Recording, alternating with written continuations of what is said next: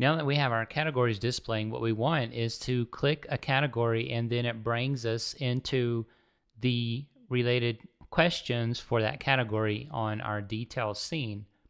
So back in our view controller, our main view controller, we need to add a segue so that we can capture the click on the table and then we can segue onto the detail view.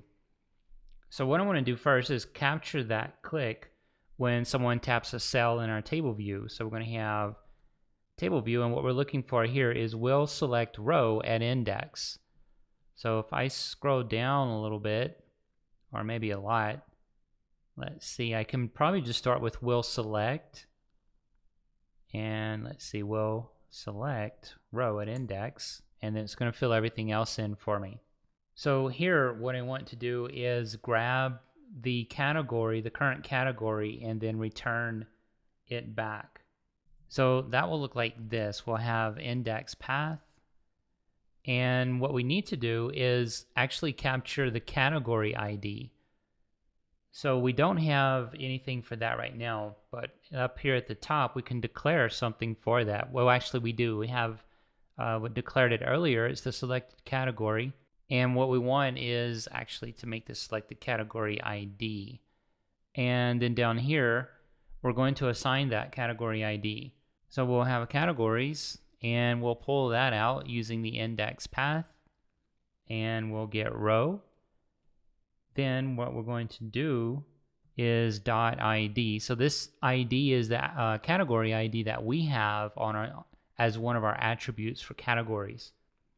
Then we can cast it to an integer. And let's see, I think we're going to do some unwrapping here, or optional. So what does Swift want? All right, that'll force unwrap. And what else is going on? Okay, so it wants to go for something else.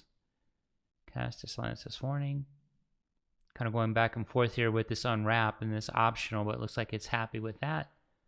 Now we can create the segue. So this is now going to allow us to assign the category ID onto the detail view, so it will be available to us on the detail view. Then we can take that category ID and query on, get the questions for it. So the segue is going to be a prepare for segue. So I'll do prepare for segue right here. And then we're going to do let view controller equal, and we're going to get the view controller that we're going to. So it's going to be destination view controller.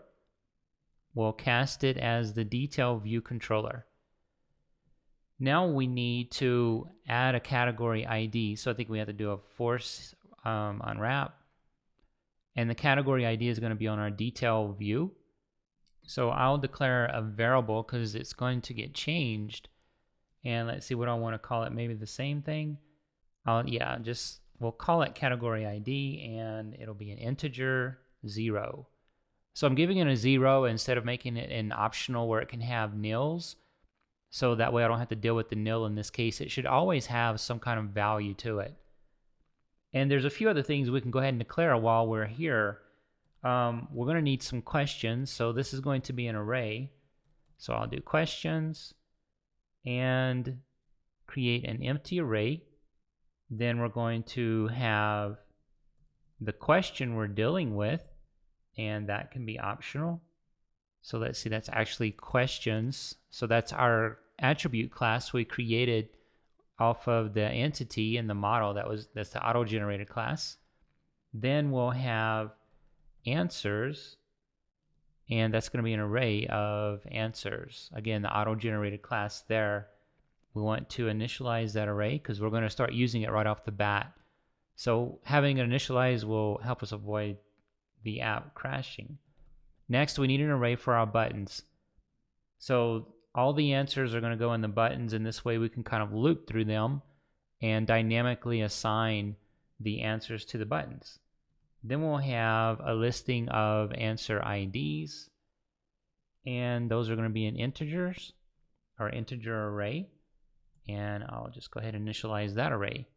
And I think that will handle most of the class level variables. So right now we're going to work with this category ID. And Actually, I think that's all we need for that. If we go back over here, we can now do the assignment.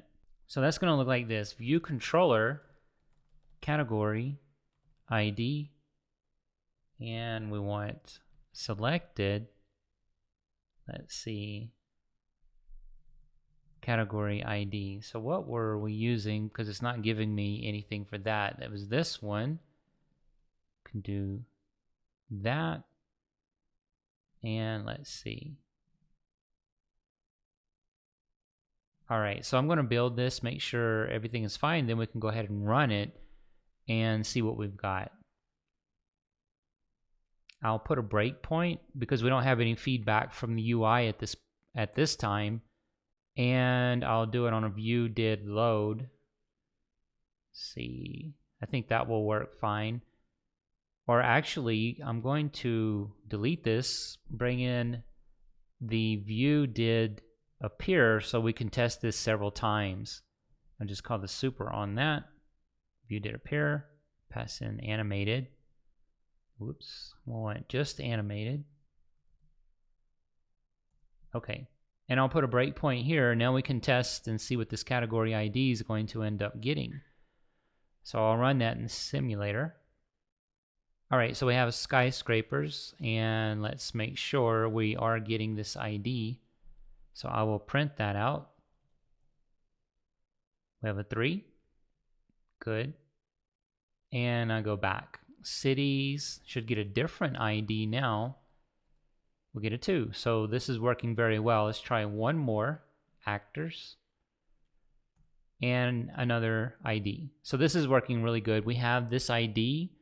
So next what we're going to do is query off of that ID using the predicate that we created inside of our data manager, which we can see and get data right here. So we have this predicate. It's an optional. We can pass this in or not, and that we're going to use it to pass in the ID of the category, and then it'll bring back questions for that category. That's what we want to have happen. So we're going to pass in questions for the entity name and then the predicate with that ID. And that's what we're going to do next.